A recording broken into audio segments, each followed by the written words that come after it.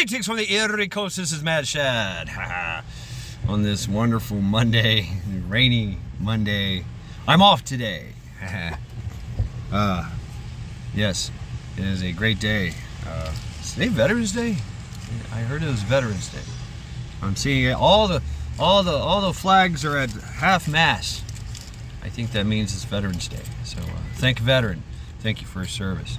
Thank you for heeding the call and going to war or going to service, whatever you want to do, whatever it is that you did. Thank you. Yes. You heard the calling and you went.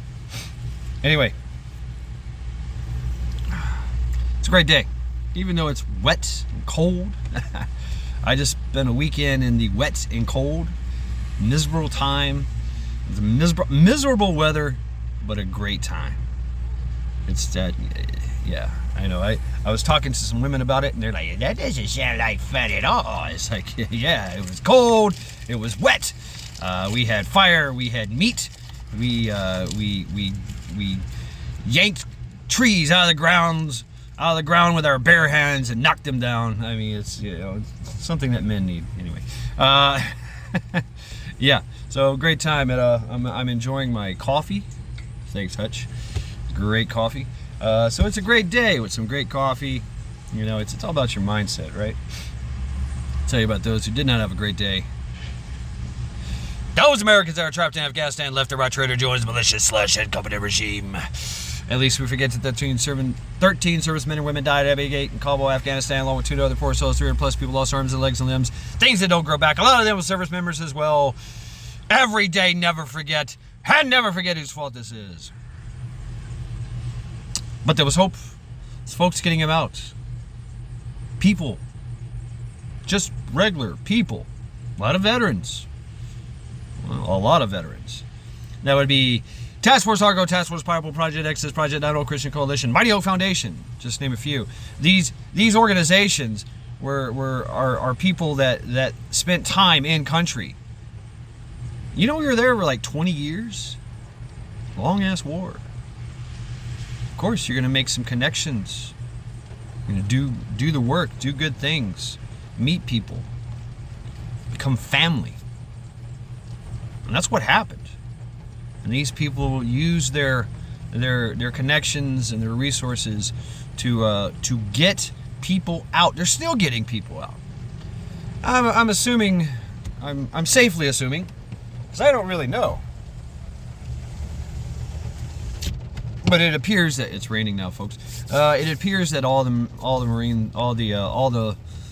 Americans are out of Afghanistan. I mean, I cannot imagine being stuck there this long unless you really, really wanted to just be there. And that could be the case. There's people like that. Like, I'm not leaving. But it's the Taliban. It's war. I don't care. Right? You know, there's people like that out there that just refuse to give in. Anyway, I don't want to get into a rant just yet. So, yeah. So you had all these people, and they got people out, you know. When the government turned their back on them, Department of State was like, hey, nope, not going to do it, not going to make it. Yeah, they did that shit. Yeah, you know this guy's name, Anthony Blinken. He's been on our wall. He's been a special guest of TBA. But yeah. When all hope was lost, and the last plane left, Americans were sitting there with their phones in their hands, going, "What do you mean, stand down? Don't go nowhere. Hold your position." Really? There's Taliban running around beheading and raping folks, mostly Americans. Yeah. Now, it's funny that some of the Taliban were actually hired to escort some of these Americans out. I mean, that's how it worked. That's exactly how it worked. You know, a lot of it. They bribed them. They bribed the checkpoints.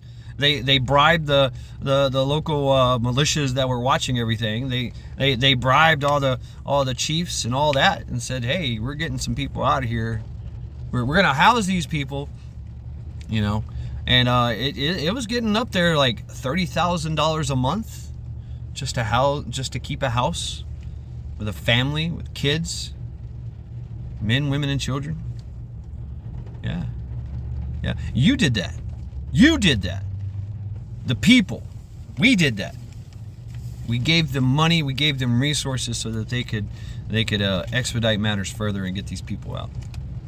A very, very non-permissive environment. I mean, when our military said nope, our government said nope, nope. Sorry. You know, looking back, they were more worried about some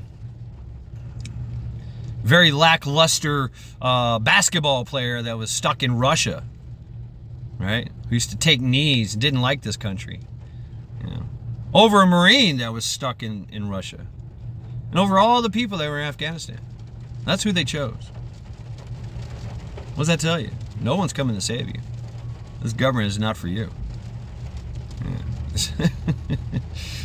It's an occupation. Right. Anyway, I'm getting into this rant. I'm sorry. But it's a good segue. It really is. Because there are 200 plus individuals still incarcerated over the J6 debacle. Held there against their will as political prisoners, without bail, without sentencing, nothing. Just there. Yeah. Every day, never forget. And never forget whose fault this is. That's debatable whose fault this is.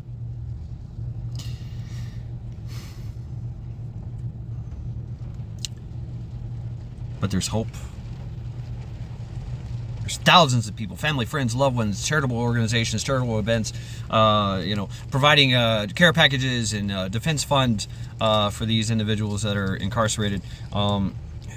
Financial assistance for the displaced families. There's a lot of moms and dads incarcerated in prison. Families destroyed. You know who did that? Yeah, you know who did that. The same people that we put our trust in to do the right thing.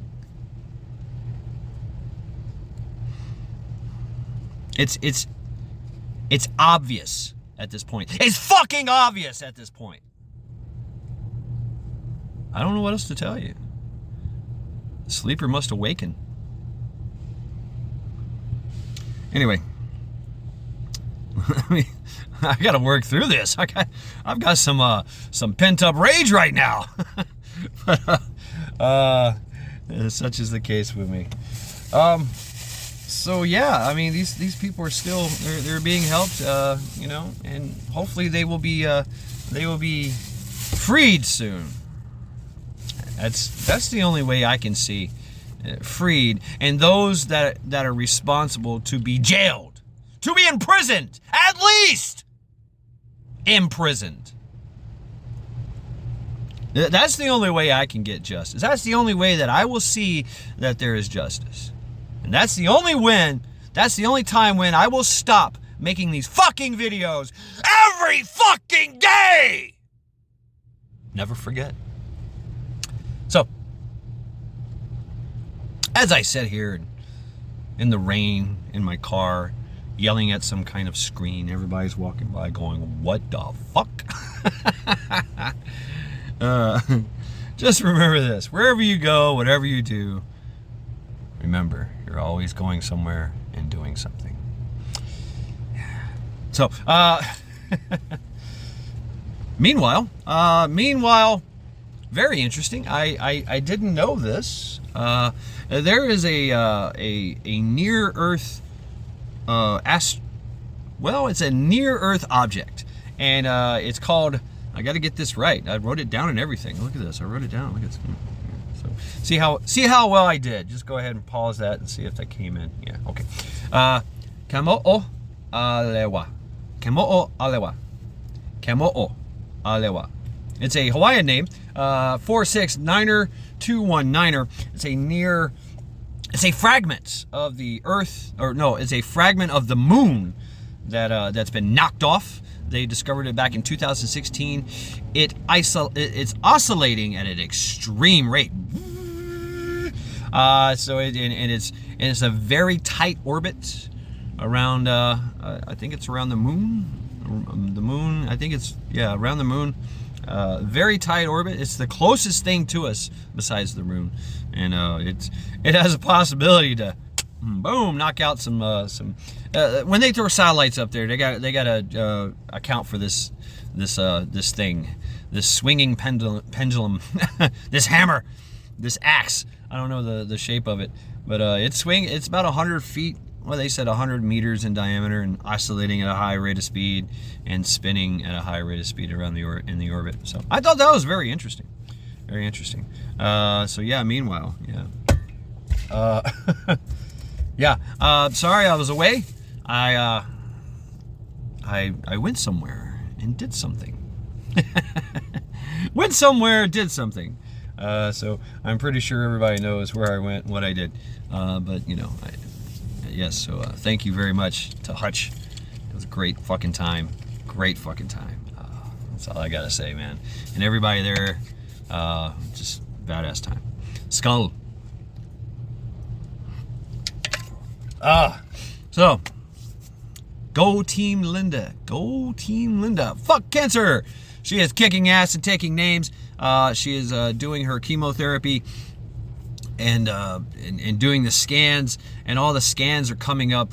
Hey, things are disappearing. Wow. So she has things inside her body that were growing, you know, cancerous and tumors, and she started doing a radiation and the chemo, and they did the scanning, and the scans have shown that these things are disappearing or getting smaller. So that is great news. Great news. She still has to fight through the whole chemotherapy thing. So, you know, but she's a trooper, and this is like her third round of chemotherapy. She's got it down to a science, you know, taking the poison to save her life, right? Because she wants to live, and she's gonna live because she said so. That's fucking badass. So go Team Linda. Go Team Linda. Badass. No updates as of yet about TeamBabyHarper. As far as I know, things are getting better. That's all I know. That's all I can say. You know, so and I'm sure that is the case. Being optimistic and watching this upward progression of her getting better, and soon to be a crazy little girl running around eating mud pies and I don't know, doing whatever little girls do. Being a terror to their dads. So go TeamBabyHarper. So so this has been Mad Shad. Every day, never forget.